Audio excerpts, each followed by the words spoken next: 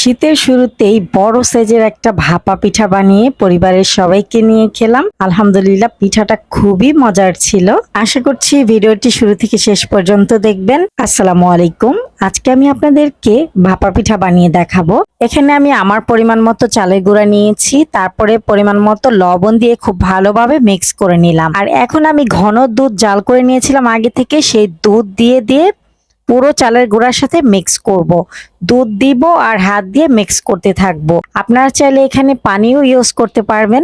আর এই চালের গুঁড়ার প্রতিটা সাইডে কিন্তু দুধ অথবা পানি দিয়ে মিক্স করতে হবে। অনেকের ভাপা পিঠা ঝুরঝুরা হয়ে পড়ে যায়, কারণ তারা ভালোভাবে এই পানি বা দুধ দিয়ে ভালো করে মিক্স করে না। মিক্স না করার ফলে কিন্তু ঝুরা হয়ে পড়ে যায়, পিঠাটা জমাট খেয়ে থাকে না। তো এই যে আমার মিক্স করা হয়ে গেছে, আমি এখন 10 মিনিটের জন্য রেস্টে রেখে দিব। 10 মিনিট পর এই চালের গুঁড়াটাকে আমি একটা চালনির সাহায্যে চেলে নিচ্ছি।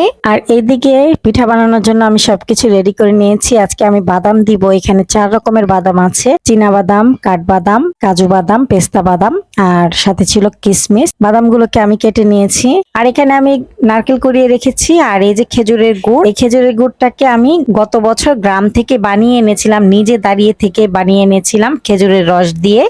তো এখন পিঠা বানানোর পালা। আমি আজকে পিঠাটাকে রাইস কুকারে স্টিম করব। তো রাইস কুকারের যে স্টিমারটা আছে সেটার উপরে আমি একটা কাপড় বিছিয়ে দিলাম। প্রথমে আমি কিশমিশ দিয়ে দিলাম, তারপরে আমি চালের গুঁড়া দিয়ে দিচ্ছি,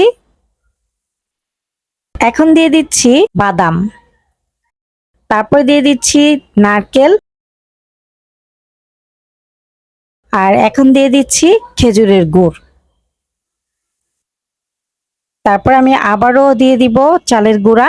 আমি আজকে একটা লেয়ারই করব, আপনারা চাইলে 2টা লেয়ারও করতে পারেন, তবে এত মিষ্টি বেশি খাবো না বলে আমি একটা লেয়ারই করলাম। এখন আমি উপর থেকে আরেকটু নারকেল কোড়ানো দিয়ে দিলাম, আর দিয়ে দিচ্ছি অবশিষ্ট যে বাদামগুলো আছে সেটা দিয়ে দিলাম।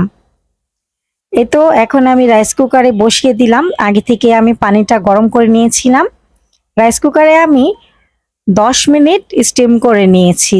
এই যে তৈরি হয়ে গেল মজাদার বিগ সাইজের ভাপা পিঠা। এখন আমি কেটে সবাইকে দিব। আর এত সুন্দর ঘ্রাণ বের হচ্ছিল খেজুরের রসের, কারণ এটা আসল খেজুরের রস দিয়ে বানানো হয়েছে গুড়টা। তো বছরের প্রথম ভাপা পিঠা খেলাম, আলহামদুলিল্লাহ খুবই মজার ছিল। আর আপনারাও কিন্তু আপু ভাইয়ারা বলবেন আজকের পিঠাটা কেমন হয়েছে। ভিডিওটি ভালো লাগলে প্লিজ একটি লাইক দিবেন। আজকের মতো ভিডিওটি এ পর্যন্তই। আল্লাহ হাফেজ। আসসালামু আলাইকুম। আমাকে সাপোর্ট করার জন্য আমার ভিডিওটি চাইলে একটা শেয়ার দিতে পারেন। যারা এতক্ষণ পর্যন্ত আমার ভিডিওটি না টেনে কন্টিনিউ করেছেন তাদের সবাইকে অসংখ্য ধন্যবাদ।